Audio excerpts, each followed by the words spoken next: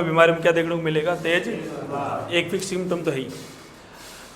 इसके अलावा अपन बात करें प्रोटोजोन बीमारी कौन कौन सी है, तो मैं आपको ट्रिक बताऊंगा, ट्रिक के हिसाब से लिखवा दूंगा। ठीक है, पहली चीज तेज बुखार। तेज बुखार मतलब अपन गाय भैंस की बात करें, लिखना नहीं है, सुन लो। गाय भैंस भेड़ बकरी की बात करें, गाय भैंस मेनली, गाय भैंस का नॉर्मल टेम्परेचर कितना होता है? 101.5 डिग्री फ़ारेनहाइट। ठीक है, अब मैं यदि कहूँ कि बुखार है नॉर्मल, तो टेम्परेचर 104 डिग्री फ़ारेनहाइट से क्या होगा? कम बुखार के अंदर। तेज बुखार का मतलब 104 डिग्री फ़ारेनहाइट से टेम्परेचर क्या है?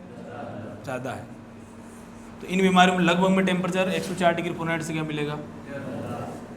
तेज बुखार में 104 से क्या होता है टेम्परेचर प्लस। कम है तो इसका मतलब बुखार है नॉर्मल, ये नॉर्मल टेम्परेचर है, और इससे ज़्यादा गया इसका मतलब पशु को तेज बुखार। लेकिन बकरी के अंदर ऐसा नहीं है, बकरी के अंदर ऐसा, तो बकरी का नॉर्मल टेम्परेचर कितना होता है? 103 डिग्री। जो बकरी का नॉर्मल टेम्परेचर वो तो गाय भैंस में क्या है? बुखार है। क्या है? बुखार। आ रहा समझ में? इसीलिए हर पशु का तापमान पता होना चाहिए। भेड़ का कितना होता है? 102 डिग्री, इसके अंदर अपन बुखार मानते हैं, है ना, क्योंकि 102 डिग्री फ़ारेनहाइट से अगर ऊपर टेम्परेचर तो अपना माइपेक्स नहीं चढ़ा सकते, माइपेक्स नहीं चढ़ा सकते। आ रहा समझ में? तो वही चीज़ है, तो नॉर्मल टेम्परेचर सबका पता होना चाहिए। दूसरी चीज़, वाहक, जितनी भी प्रोटोजोन बीमारियां हैं इनको फैलाने का काम मेनली कौन करता है? तो वो करता है चीचड़। कौन करता है? चीचड़, है ना? कौन करता है? कुछ एक में मक्खियाँ भी मिलेगी, तो मेनली चीचड़ है। बाकी एक दो बीमारियों को के अंदर अपन मक्खियाँ भी देखेंगे। ठीक है, मेनली चीचड़ और मक्खियाँ। ठीक, और इसमें भी ज़्यादातर कौन? चीचड़। अब अपन बात करें बीमारियों की कि कौन कौन सी बीमारी आती है इसके अंदर, तो मैं आपको ट्रिक बता देता हूँ, उससे याद रख लेना। ABCDSTL, settle. ठीक है, ऐसे याद रखना क्या? एनाप्लाज्मोसिस। क्या याद रखोगे? एनाप्लाज्मोसिस। बाद में लिख लेना, सुन लो।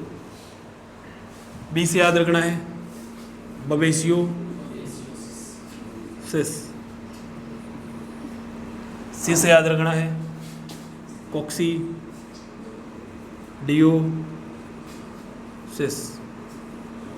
डी से याद रखना है डिसेंट्री।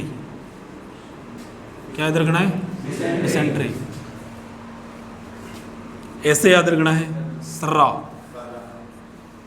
टी से याद रखना है थलेरिया, या थलेरियोसिस बोल लो चाहे थलेरिया बोल लो। और एल से याद रखना है लिस्मानियासिस।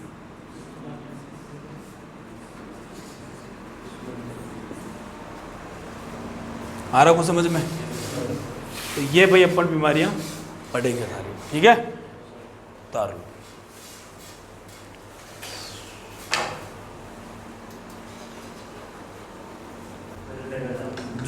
जून का जो महीना है ना, उसमें 5-7 दिन टेम्परेचर जाएगा 55 के आसपास, 5 दिन 6 दिन बीच में, मई मिड जून के अंदर। हाँ, ऐसी सोचो, ऐसी हालत फेल हो रही है, ऐसी काम नहीं कर रही है, हैं?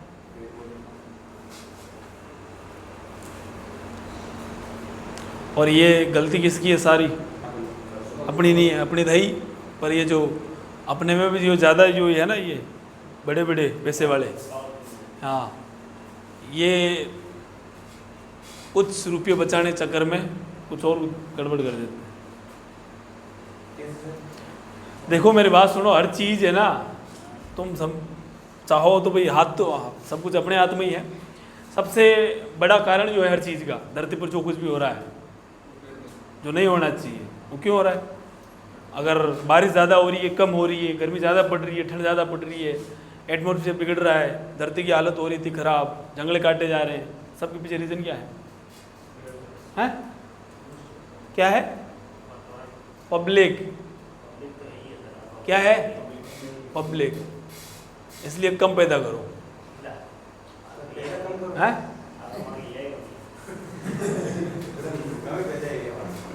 सही बता रहा हूँ मैं, मेरी बात सुनिए। छोटी से मैंने स्टेटस देखा होगा मेरा 2-3 दिन पहले का, देखा है? कि भाई अगर 100 जनों पानी, देखो हर चीज़ लिमिट में है, तुम चाहे कुछ भी कर लो, बस धरती है कितनी बड़ी माना, लेकिन एक लिमिट में सही, उससे ज़्यादा थोड़ी है। तुम ऐसे समझो कि 100 जनों का पानी पड़ा है, जने हैं 1000, तो ये तो कन्फर्म है जो टॉप के 100 है, जिनके पास ज़्यादा पैसा है, उसी 1900 जनों को पानी मिलना है, यही है ना। 900 को तो नाली का पानी ही पीना पड़ेगा। वो पानी की बात नहीं, हर चीज़ पर लेके देख लो तुम। भाई खाने के लिए अनाज चाहिए, अनाज के लिए ज़मीन चाहिए, ज़मीन भी तो लिमिट में है। नॉर्मल सी बात, ज़मीन क्या है, लिमिट में ही है। फिर और ज़्यादा चाहिए कि जंगल काटोगे तो एटमॉस्फेयर बिगड़ेगा, टेम्परेचर बढ़ रहा है। इसके पीछे रीज़न क्या है, जंगल काटने पड़ रहे हैं, पेड़ पौधे कट रहे हैं, टेम्परेचर बढ़ रहा है। अब पेड़ पौधे लगाए कहाँ पे, जगह चाहिए। अब जगह अगर पेड़ पौधे में लगाते तो खाएंगे या फिर रहेंगे कहाँ। तो इनडायरेक्टली पब्लिक 58% पॉल्यूशन का रीज़न क्या है, पब्लिक। और ये गवर्नमेंट की रिपोर्ट है, मैं मन से नहीं बना रहा हूँ, गवर्नमेंट ने कहा है, सरकारी डाटा वेबसाइट जाके देखना, WHO की वेबसाइट पर। वो लेकिन मीडिया वाले इसको दिखाते नहीं हैं, वो हिंदू मुस्लिम में उलझा रखे हैं। तुम ऐसा समझो कि भाई इंसान ही नहीं बचेगा तो ना तो बीजेपी रहेगी, ना कांग्रेस, ना हिंदू ना मुस्लिम। तो पहले इंसान तो बचा लो, ठीक है, एजुकेटेड बनो, ये अंधभक्ति मत करो किसी की भी, है ना। वो भाई मोदी को देख लो, वो कहीं और चॉकलेट खिला रहा है और अपने यहाँ पानी के फोड़े पड़ रहे हैं, पानी नहीं मिल रहा पीने के लिए। अंधभक्ति से ऊपर उठना पड़ेगा, तब ही कुछ हो सकता है अपने देश का। और सबसे ज़्यादा हालत ख़राब भारत की है ना। तुम विश्वगुरु बन सकते हैं, क्योंकि घंटे कौन बने विश्वगुरु बनने में लगे हैं, मानते हैं आता जाता कुछ भी नहीं है। एक सवाल पूछ लो नहीं आएगा, पर विश्वगुरु थे, अपन नहीं है। अपने जो पूर्वज थे ना, वो थे विश्वगुरु, उनको ज्ञान था। आर्यभट्ट जो थे, वो आर्यभट्ट जिसने वो जीरो की खोज करी, तो आर्यभट्ट था ना। अब तुम तो कुछ नहीं कर सकते, तुम्हारे दिमाग में जीरो ही पड़ा है। हाँ ठीक है, अपनी औकात नहीं है विश्वगुरु बनने की। हाँ, पब्लिक अब भी नहीं सुधरे, देख लो कितनी हालत ख़राब है। पानी नहीं मिल रहा लोगों को पीने के लिए, बहुत ज़्यादा हालत ख़राब है, बहुत ज़्यादा। जैसलमेर साढ़े जाओगे ना, तो एक टैंकर जो अपने 1000 रुपये मारा अभी, उधर 15,000 का है। 15,000 एक टैंकर का, 15,000 15,000 7,000 आ रहा समझ में कुछ। तो अंधभक्ति छोड़ोगे तभी देश का कुछ होना है, तुम्हारे बच्चे सुखी रहेंगे।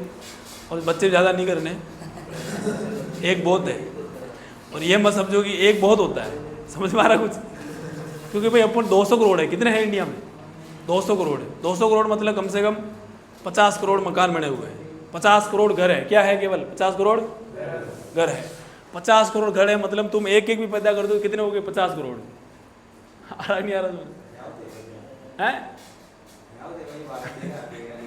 अच्छा, ब्याह नहीं उधर,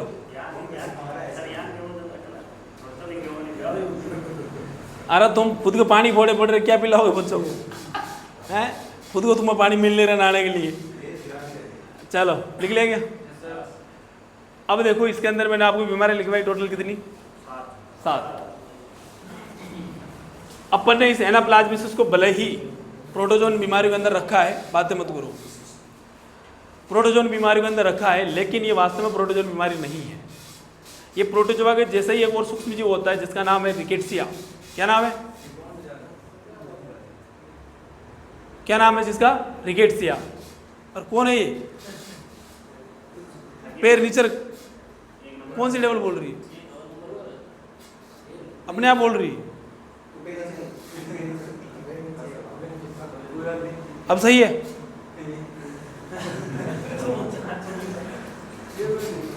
कौन सी बोल रही है, हटा इसको, वो लगा ले, बाहर पुट करना पड़ेगा इसमें। अभी साइड में रख दे, फिर बाहर निकाल देना इसको। आराम से मोबाइल गिरा दोगे, आराम से साइड में।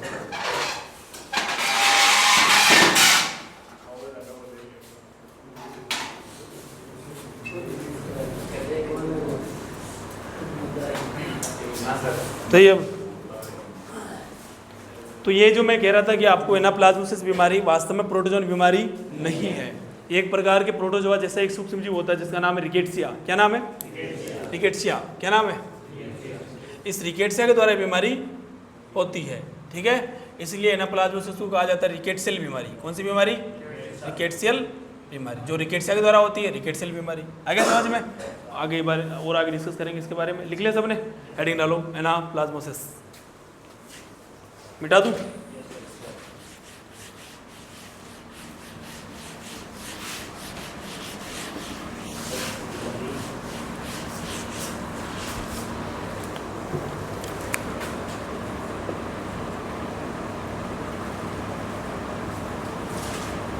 हेडिंग डाल लो बस, क्या सुनो बाद में लिखना।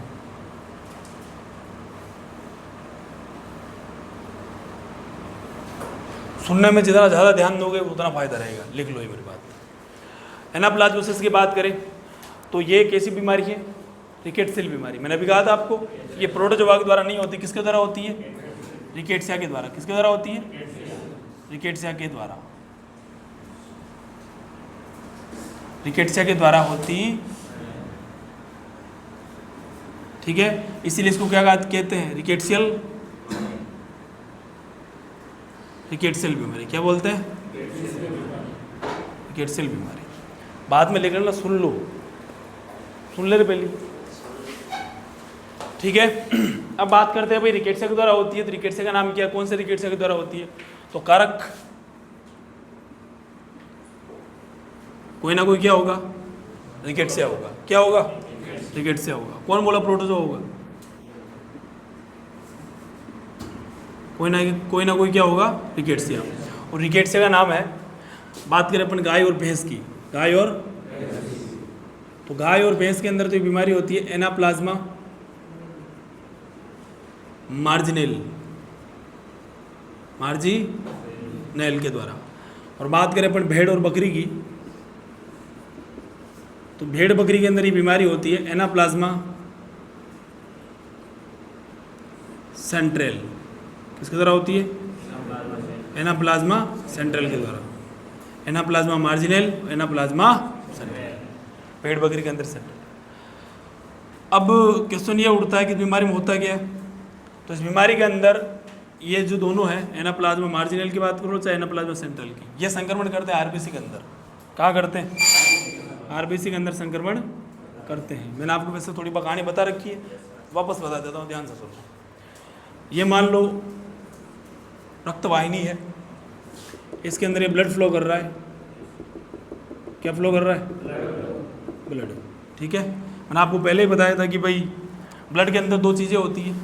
ब्लड के अंदर कितनी चीज़ें होती है? दो चीज़ें होती हैं। क्या क्या होता है? एक तो रक्त कोशिकाएं। क्या होता है? रक्त कोशिकाएं।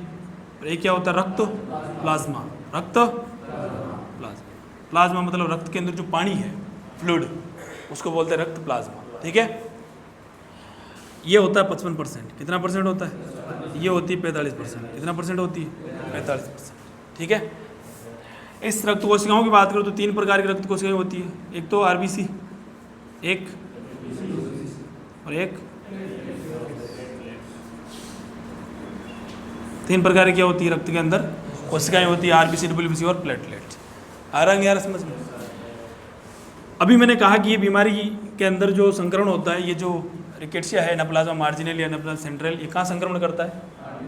आरबीसी के अंदर। इससे पहले आपको ये पता होना चाहिए कि भाई आरबीसी करती क्या है। तो आरबीसी के अंदर एक चीज़ होती है हीमोग्लोबिन। क्या होता है? हीमोग्लोबिन किसके अंदर होता है? ये तो आरबीसी मान लो अंदर क्या है? हीमोग्लोबिन है, ठीक है। आरबीसी के अंदर हीमोग्लोबिन होता है और हीमोग्लोबिन क्या करता है? ऑक्सीजन का परिवहन। किसका परिवहन करता है? कोशिकाओं के अंदर ऑक्सीजन को लेकर जाता है और CO2 को वापस लेकर आता है, ठीक है। अब अपन बात कर रहे हैं ऑक्सीजन की, कि आपने जो ऑक्सीजन ग्रहण करी या पशु ने जो ऑक्सीजन ग्रहण करी, फेफड़ों में गई, फेफड़ों के बाद उस ऑक्सीजन को हर एक कोशिका के अंदर ले जाने का काम कौन करता है? आरबीसी। कौन करता है? मैंने पहले आपको बताया था कि अपन जो ऑक्सीजन ग्रहण कर रहे हैं ना, ये हर कोशिका में जाती है, हर कोशिका के अंदर। आपने यहाँ से ग्रहण करी, नखून जो पैर का अंगूठा इससे लास्ट कोशिका है ना, अंतिम कोशिका, वहाँ पर भी ये ऑक्सीजन गई है। लेके कौन गया वहाँ पे? ब्लड। कौन लेके जा रहा है? मोटा मोटा ब्लड लेके जा रहा है। कौन लेके जा रहा है? ब्लड के अंदर कौन? आरबीसी के अंदर कौन? हीमोग्लोबिन के अंदर कौन? आयरन। कौन? आयरन। बताया था मैंने, ठीक है। हीमोग्लोबिन के अंदर ये मान लो आरबीसी, ये मान लो हीमोग्लोबिन। इस एक हीमोग्लोबिन के अंदर फेरस के, आयरन के कितने अणु होते हैं? 4। आ रहा समझ में? क्या है, किसके अणु है ये? फेरस चाहे आयरन के लो, एक ही बात है, ठीक है। और मैंने ये भी कहा था कि भाई ये जो आयरन है यही ऑक्सीजन से क्या होता है? जुड़ता है ना। ये किसके साथ जुड़ेगा? ऑक्सीजन के अणु के साथ। एक आयरन ऑक्सीजन के, एक आयरन का अणु ऑक्सीजन के एक अणु से जुड़ता है, ठीक है। और एक हीमोग्लोबिन में ऑक्सीजन कितने अणु होते हैं? सॉरी, आयरन के कितने अणु होते हैं? 4। तो एक हीमोग्लोबिन ऑक्सीजन के कितने अणु को लेके जाएगा? 4 अणुओं को। आ रहा नहीं आ रहा समझ में? ठीक है, ये कहानी है। ये तो हो गया आरबीसी का काम। डब्ल्यूबीसी की बात करें, मैंने कहा था आपको कि डब्ल्यूबीसी का काम होता है शरीर के अंदर कोई भी इन्फेक्शन हो जाए कहीं पर भी, उस संक्रमण से लड़ने का काम कौन करती है? डब्ल्यूबीसी। कौन करती है? डब्ल्यूबीसी। आ रहा नहीं आ रहा समझ में? और मैंने ये कहा था फिर प्लेटलेट्स के बारे में कि प्लेटलेट जो होती है ये हमारा माना चोट वोट लग जाए तो चोट लगती है तब रक्त का प्रवाह होता है, ब्लड बाहर आता है बहकर। उस बहते हुए ब्लड को रोकने का काम कौन करती है? प्लेटलेट। कौन करती है?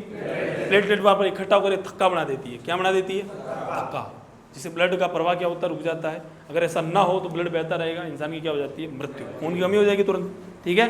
तो आरबीसी सॉरी प्लेटलेट क्या करती है? रक्त को बहने से रोकती है। आ रहा नहीं आ रहा समझ में? और ये भी मैंने बताया था कि जैसे मान लो ये है, इसके अंदर 3 कोशिकाएं बताई थी। एक तो पहली तो क्या है? आरबीसी, रेड ब्लड सेल, लाल रक्त कोशिका। एक होती है प्लेटलेट। 3 कोशिकाएं हैं, ठीक है। और मैंने कहा कि जैसे प्लेटलेट है और यहाँ पर माना घाव हो गया, ठीक है, यहाँ से ब्लड अंदर जो बह रहा था ऐसे ये बाहर निकलने स्टार्ट हो गया, ठीक है, बाहर निकल रहा है। अब ये जो प्लेटलेट है यहाँ पर ऐसे आकर इकट्ठी, ठीक है, ऐसे आके इकट्ठी हो जाती है, यहाँ पर रास्ते को क्या कर देती है?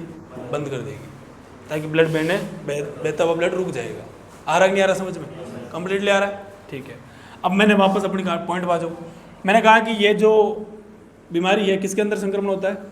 आरबीसी के अंदर, ठीक है। अब ये आरबीसी है, सबसे पहले अपन बात करें किसकी? एनाप्लाज्मा मार्जिनल की। किसकी? एनाप्लाज्मा मार्जिनल की। मार्जिन का मतलब होता है परिधि। मार्जिन का मतलब क्या होता है? परिधि, बॉर्डर। क्या मतलब होता है? मार्जिन शब्द से लिया गया मार्जिनल, ठीक है। मार्जिन का मतलब होता है बॉर्डर, है ना। जैसे कमरा है, कमरे की बॉर्डर, ठीक है, इसको क्या बोलते हैं अपन? कमरे की मार्जिन है। क्या है? मार्जिन। अब ये जो एनाप्लाज्मा मार्जिनल है, इसका नाम मार्जिनल इसीलिए पड़ा क्योंकि ये आरबीसी के अंदर जाता है और आरबीसी के जो मार्जिन है, परिधि, यहाँ पर अपनी सेना को ऐसे खड़ा कर देगा चारों तरफ। पहले तो खड़ा करेगा, इस प्रकार से खड़ी हो जाएगी सेना। किसकी सेना है ये? एनाप्लाज्मा मार्जिनल की। अब ये बोलेगा आक्रमण, ठीक है, आदेश देगा भाई क्या करो? आक्रमण करो। अब ये आक्रमण किस पे करेंगे? आरबीसी की बॉर्डर पर। जैसे तुम मान लो तुम क्या हो? एनाप्लाज्मा मार्जिनल हो और मैं तुम्हें खड़ा कर दूँ इस दीवार के ऊपर हथौड़ा पकड़ा के, ठीक है। सबके हाथ में क्या दे दिया? बढ़िया घड़ा था, घड़ समझते हो, मोटा हथौड़ा हो जो, हाँ, वो पकड़ा के खड़ा कर दिया। और फिर मैंने कहा कि आक्रमण, तोड़ दो दीवार। तो तुम वहाँ खड़े खड़े दीवार पर मारोगे, दीवार एक टाइम के बाद क्या हो जाएगी? टूटेगी। सेम कहानी है। अब ये इसको क्या करते हैं? आरबीसी को तोड़ दिया। आरबीसी जैसे टूटेंगे, अंदर कौन है? अभी हीमोग्लोबिन टूटी हुई जगह से बाहर निकलेगा, ठीक है। हीमोग्लोबिन बाहर निकल गया। पहले हीमोग्लोबिन किसके अंदर था? आरबीसी के अंदर था, ठीक है। अब यह जो आरबीसी के अंदर हीमोग्लोबिन था, यह आ गया बाहर, अकेला घूम रहा है, ठीक है। आ रहा है नहीं आ रहा समझ में? कंप्लीटली आ रहा है। अब ये ब्लड फिल्टर होने के लिए कहाँ जा रहा है? किडनी में। कहाँ जाएगा? किडनी के अंदर।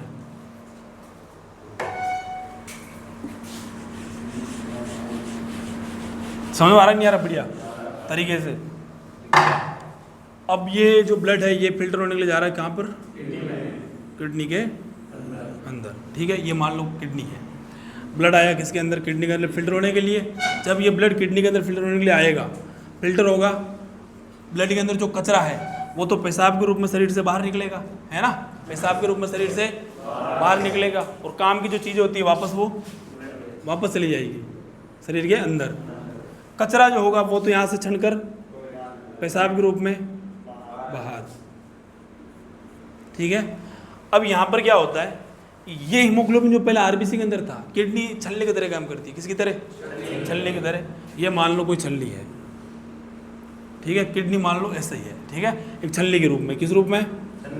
छलनी के रूप में, ठीक है। अब मान लो ये छलनी है तो भाई यहाँ पर छेद तो होंगे ही, इतने बड़े बड़े मान लो, कोई दिक्कत? ये मान लो क्या है? आरबीसी। क्या है? आरबीसी के अंदर क्या है?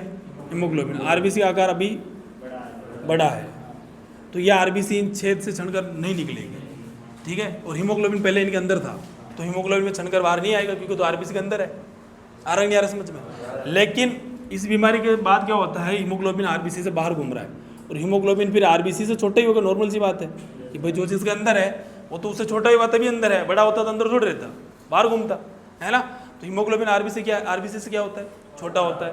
अब हीमोग्लोबिन आकार छोटा है, अब जब ये ब्लड किडनी के अंदर फिल्टर होने के लिए आएगा, ये जो हीमोग्लोबिन है जो कि अकेला आज़ाद घूम रहा था, ये जब ब्लड छनेगा यहाँ से, तो हीमोग्लोबिन छनकर बाहर निकल जाएगा। यहाँ से बाहर निकलेगा, और किसके साथ निकलेगा फिर?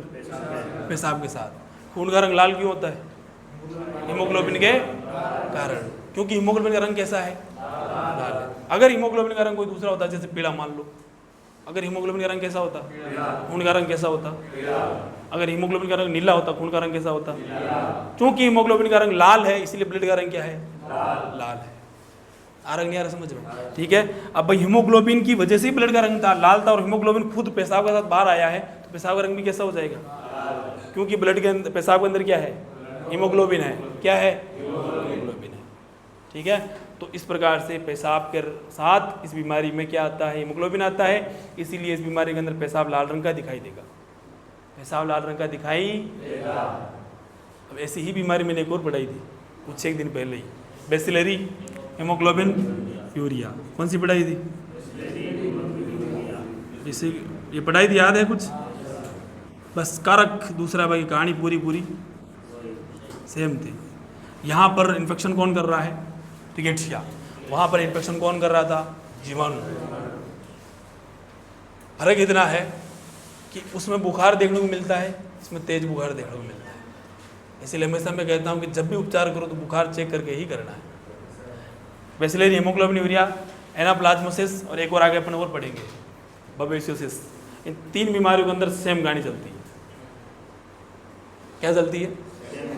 सेम कहानी चलती है। तो फिर पता कैसे करेगा कौन सी बीमारी है? तो बुखार। इसमें और बबेसियोसिस के अंदर तेज बुखार होता है, इसीलिए बबेसियोसिस जब भी होता है तो अपन इसकी ड्रग ऑफ चॉइस पे लगाते हैं साथ में, ठीक है। वो भले जाने अनजाने में लग रही है, किसी डॉक्टर ने आपको कहा होगा ये लगानी जाए तो आप लगा देते हो, ठीक है यार एंटीबायोटिक लगाते लगा ही देते, क्या दिक्कत है ना। लेकिन वो एंटीबायोटिक लग रही है साथ में, तो उसका उद्देश्य क्या होता है कि माना ये होगा, माना एनाप्लाज्मोसिस होगा कि बीमारी किसकी वजह से हो रही है? एनाप्लाज्मा मार्जिनल की वजह से। तो एनाप्लाज्मा मार्जिनल क्या करेगा? वो जो ड्रग ऑफ चॉइस है इसकी वो लगा दोगे, ये मर जाएगा। माना बबेसियोसिस है तो बबेसियोसिस की ड्रग ऑफ चॉइस भी लगा देते, दोनों के लगा रहे साथ में, कि दोनों में से एक होगी कन्फर्म है।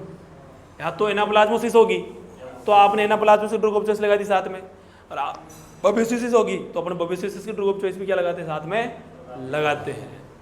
कुछ आ रहा समझ में? कंप्लीटली। बहाना दोनों में से कोई बीमारी हमें नहीं पता, बिना चेक किए तो पता ही नहीं चल सकता, ब्लड चेक किए तो, लेकिन सिम्टम्स आ रहे हैं दोनों के। अब ये नहीं पता कि ये है कि वो है, क्योंकि सिम्टम्स सेम होते हैं, इसलिए अपन क्या करते हैं? दोनों की ड्रग ऑफ चॉइस लगा देते, जो होगा देखा जाएगा। या तो वो होगी तो वो मार देगी, वो होगी ये होगी तो इसकी ड्रग ऑफ चॉइस लगाएंगे तो ये मार देगी। आ रहा समझ में कुछ? ठीक है। और बेसिलरी हीमोग्लोबिन यूरिया जो बीमारी होती है उसमें अपन टेम्परेचर पर चलते हैं। किस पर चलते हैं? मेनली टेम्परेचर पर। अगर फर्क नहीं पड़ता है तो फिर अपन इसका ट्रीटमेंट, इसके जो मैंने आपको ट्रीटमेंट लिखवाया था वो आप कर सकते हो। क्या लगाओगे? पेनिसिलिन। क्या लगाते हैं? बेसिलरी हीमोग्लोबिन यूरिया का कार्य क्या था? क्लोस्ट्रीडियम हिमोलाइटिकम। और मैंने कहा था जहाँ पर भी क्लोस्ट्रीडियम आ रखा है तो वहाँ पर ड्रग ऑफ चॉइस क्या लगेगी? अगर आप ट्रीटमेंट करके आए हो एक दिन में फर्क नहीं पड़ा तो आप फिर क्या लगा के आओगे? पेनिसिलिन। DCR लगा सकते हो, एमोक्सिलिन फोर्ट लगा सकते हो, ठीक है। आ रहा समझ में? मॉक्सेल लगा सकते हो, ठीक है। तो ये कहानी है। यहाँ तो कोई दिक्कत? एक चीज़ और, ये तो अपन ने किसकी बात करी? एनाप्लाज्मा मार्जिनल की। सुन ले वेल, पेन तोड़ दिया मतलब। एनाप्लाज्मा मार्जिनल, अब क्या है एनाप्लाज्मा सेंट्रल। एनाप्लाज्मा सेंट्रल में क्या होता है, मार्जिन का मतलब क्या होता है, परिधि, सेंट्रल का मतलब सेंटर, बीच में, ठीक है। अब ये जो एनाप्लाज्मा सेंट्रल है घाय बेस के अंदर ऐसे तोड़ता है ये, ठीक है। भेड़ बकरियों में ये बीच में इकट्ठे होती है, पूरी सेना कहाँ इकट्ठी होती है, एकदम बीचों बीच, ठीक है। अब भाई तुम्हें ऐसा खड़ा कर दूं मैं, यहाँ ऐसे पूरा, या ऐसे खड़ा कर दूं, ठीक है। अब भाई तुम तो ऐसे क्रॉस में खड़े नहीं हो सकते, जीवाणु तो हो ही सकता है, ठीक है। अब तुम्हें ऐसे खड़ा कर दिया, यहाँ पर एक, यहाँ पर ऐसे बीच में पूरा, ठीक है, और एक ऐसे बीच में। अब तुम ये वाली जगह नहीं तोड़ोगे, वो नहीं तोड़ पाओगे, लेकिन जहाँ खड़े हो ये दीवार तोड़ दोगे, यहाँ से ऊपर से तोड़ दोगे, सेंटर में खड़े हो एकदम, इधर से सेंटर में तोड़ दोगे, इधर सेंटर में तोड़ दोगे, सेंटर में हो तुम, कहाँ हो, तो कहानी तो सेम ही है। सेंटर में से टूटेगी दीवार, टूटते ही तो निकलेगा हीमोग्लोबिन बाहर, है ना, वो चीज़ भाई। कहानी पूरी प्रोसेस वही चलती है, बस फर्क इतना है, इसमें सेंटर में होता है, इसमें मार्जिन पर होता है, कोई दिक्कत, ठीक है। ये कहानी है पूरी, उतार लो इतना।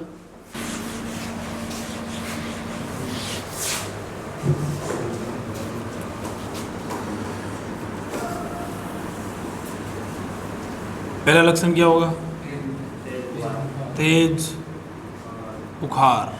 अपन गाय भैंस की बात कर रहे हैं केवल, गाय भैंस के अंदर 104 डिग्री फ़ारेनहाइट से टेम्परेचर क्या मिलेगा, ज़्यादा। पेशाब का रंग लाल,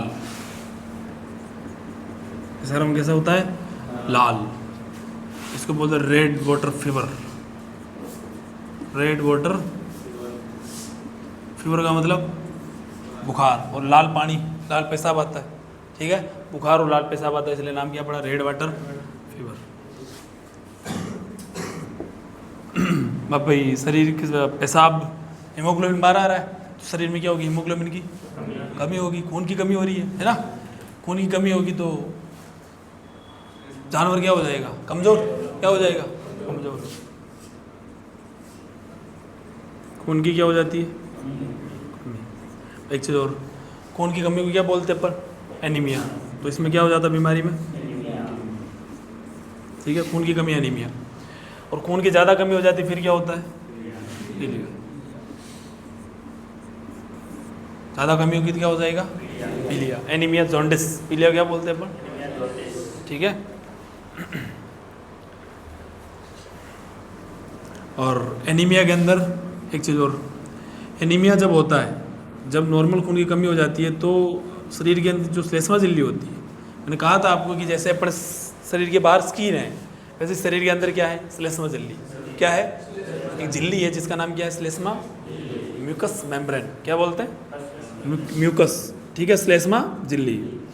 तो एनीमिया जब होता है, एनीमिया मतलब खून की कमी, पीलिया मतलब खून की ज़्यादा कमी, ठीक है। एनीमिया जब होगा तो श्लेष्मा झिल्ली का जो रंग है, किसका रंग, श्लेष्मा झिल्ली का रंग कैसा हो जाता है, सफ़ेद।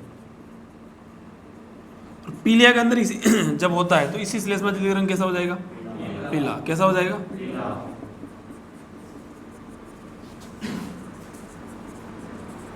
श्लेष्मा झिल्ली का रंग पीला, पीलिया में पीला और एनीमिया के अंदर सफ़ेद। अब एक क्वेश्चन यहाँ पर ये उठता है कि आप चेक कैसे करोगे, तो गाय के अंदर तो आप आंखों में चेक कर सकते हो, ठीक है। और वल्वर लिप्स जो होती है पीछे वल्वा, वल्वर लिप्स को हटा के चेक कर सकते हो ऐसे खोल के, ठीक है। और मानव के अंदर कहाँ चेक की जाती है, केवल आँखों के अंदर, ठीक है। अब यहाँ पर ये है कि भाई आँखों के अंदर ही पॉसिबल है और कहीं और पॉसिबल है, अपने ह्यूमन के अंदर मुंह में भी चेक की जाती है। कई बार आप जाओ डॉक्टर के पास और कहोगे साहब चक्कर बहुत आते हैं, तो आपको बोलेगा मुंह खोलो, लाइट डालता है, लाइट डालता हूँ, यही देखता है आपका तालू, तालू के अंदर भी है श्लेष्मा झिल्ली, है ना, पूरी बॉडी के अंदर है। तो वहाँ पर लाइट डाल के चेक कर लेता है कि सफ़ेद पड़ रही है, पीली तो नहीं पड़ रही, खून तो नहीं कम पड़ गया इसमें, यहाँ झिल्ली, यहाँ चेक करता है फिर कैसे करके, देखता नहीं देखता, वो ये देखता है लाल है, सफ़ेद है, पीली है, आ रहा समझ में, ठीक है। तो ये चेक कर सकते हो। बाकी तो अंदर भी है, अब ये तो नहीं है कि यहाँ चेहरा लगा के श्लेष्मा झिल्ली चेक कर रहे हो तुम, है ना, निपटा ही दिया पशु को श्लेष्मा झिल्ली के चक्कर में, ठीक है। हाँ, तो खून की क्या होती है, कमी।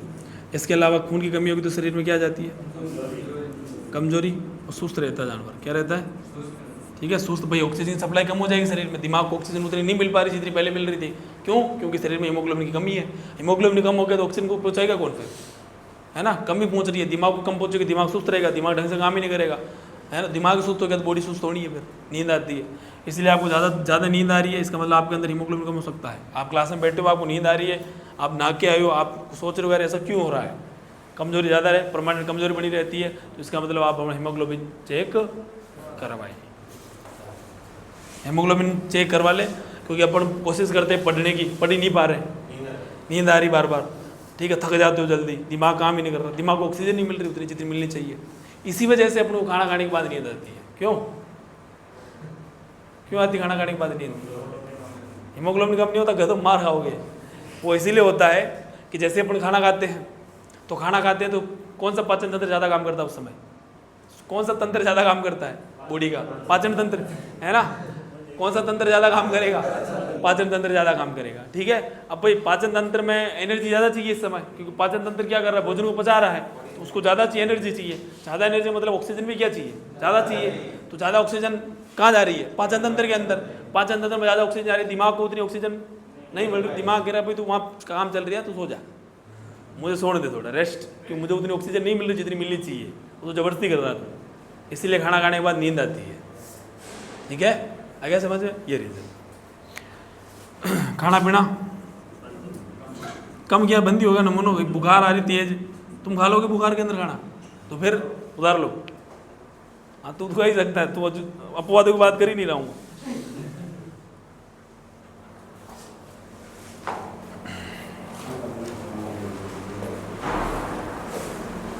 समझ में आ रहा? बढ़िया, कंप्लीट।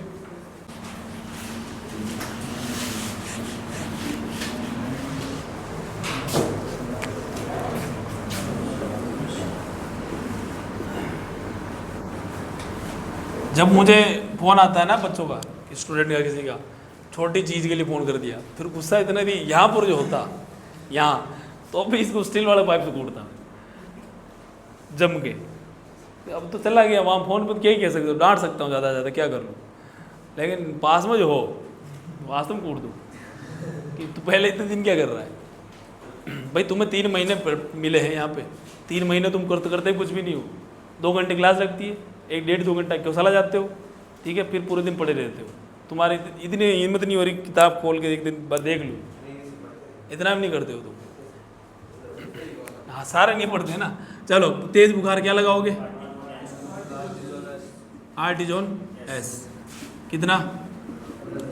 15 से रूट। गाय भैंस की बात कर रहे हैं ना, बकरी के अंदर मात्रा क्या करनी है? कम। तुम 20 ml की बकरी में लगा दो, भेड़ बकरी में। अपन गाय भैंस को मद्देनजर रखते हुए सारी चीज़ें पढ़ रहे हैं, ठीक है। आर्टिजोन 15 से 20 ml, रूट क्या है? आइए अब लगाएंगे अपन बीमारी की ड्रग ऑफ। तो इस बीमारी ड्रग ऑफ चॉइस वो है जिसको आप हर बीमारी में काम में लेते हो, ऑक्सीटेट्रासाइक्लिन। ऑक्सीटेट्रा हर बीमारी में लगाते नहीं लगाते हो, हैं? तो कहने का मतलब है कि भाई जिसको तुम आवारा समझ रहे थे, है ना, उसका भी कोई है ना। तो ऑक्सी को आप भले हर कहीं लगा रहे हो, वो अलग बात है, लेकिन ऑक्सी है किसकी ड्रग ऑफ चॉइस, है ना? प्लाज्मोसिस की। किसी ने सोचा ही नहीं होगा कि ये इसकी ड्रग ऑफ चॉइस है। ऐसा लगता है कि ऑक्सी को ऐसे बनाया गया चलते चलते, हैं, कोई था नहीं तो ले बना दिया था, हर कोई काम में ले लेता बेचारी को, ठीक है। बाकी ये किसकी ड्रग ऑफ चॉइस है ना? प्लाज्मोसिस की, है ना। सोचो कितनी बढ़िया एंटीबायोटिक है, ठीक है। ऑक्सीटेट्रासाइक्लिन 25 से रूट आइए। अब भाई शरीर में क्या हुई है? खून की इंजेक्शन आता है फेरिडास, कौन सा? कितना? 10 ml, रूट आइए। उसकी क्या देनी है? बोलस। फेरिडास की क्या आती है? ठीक है, एक सुबह शाम। ज़्यादा वीडियो 2 दे सकते हो, ठीक है, कम से कम 3 से 5 दिन। नंबर 4, एक लिक्विड आता है आरबीसी लिक्विड। कौन सा लिक्विड? आरबीसी लिक्विड, ठीक है। आरबीसी लिक्विड ये आपको 20 ml, कितना देना रोज का? 20 ml। रूट क्या है? अय्यम और नमूनो मुंह से पिलाना है, ये और डाल दो तुम। नेक्स्ट अपन बात करें, बाकी भी कॉम्प्लेक्स ही पे लगा लेना यार, क्यों फालतू में पशु को परेशान करना ज़्यादा। 10-10 ml। जरूरत के इंजेक्शन लगाने हैं, ये नहीं कि तुम तुम्हारी पैसा कमाने चक्कर में और कुछ लगाए जा रहे हो। ज़्यादा एनर्जी कम हो तो फिर ग्लूकोज चढ़ा देना, ठीक है। क्या चढ़ाओगे फिर? ग्लूकोज DNS चढ़ा लेना 2 से 3 लीटर। और इसमें कोई ताकत की दवाई, ट्राइविवेट, बूटाफॉस्फेन, ट्राइवेट ताकत का काम करेगा, बूटाफॉस्फेन थोड़ा एंटन होती है बॉडी में, उसको खत्म करेगा। और ऑक्सी आपने वैसे दे दी है, अगर IV न दो IM तो इसमें डाल सकते हो, ठीक है। इधर नहीं दी तो इधर डाल सकते हो। और ज़्यादा ही एनर्जी लॉस हो रही है तो डेक्सोना 15 ml, 10 ml, ठीक है। तीनों एक में मिला सकते हो, किसमें? DNS के अंदर। एक बार ही देना है। पता चले DNS तुमने 1 लीटर चढ़ाया, उसमें डाल दिया 15 ml, वापस दूसरा DNS चढ़ा उसमें और डाले जा रहे हो, ओवरडोज हो जाएगा वो तो, ठीक है। एक बार देना है, चाहे ग्लूकोज कितना ही चढ़ाओ। ये एक बार डालने, चाहे तुम एक तीनों को एक साथ डालो, चाहे अलग अलग में डालो, 1 टाइम, ठीक है। आ रहा नहीं आ रहा समझ में? ये नहीं कि 3 लीटर चढ़ाया था, 3 लीटर तुमने 3 ग्लूकोज ले जाओगे भाई, 3 लीटर वाले 1 लीटर का। अब 3 लीटर ले गए, पहले के अंदर भी डाल दिया तीनों, दूसरे में पेड़ डाल रहे हो, और तीसरे में पेड़ डाल दिया, निपट जाएगा वो जानवर, ठीक है। हाँ, एक बार डालना है। आ गया समझ में? हाँ।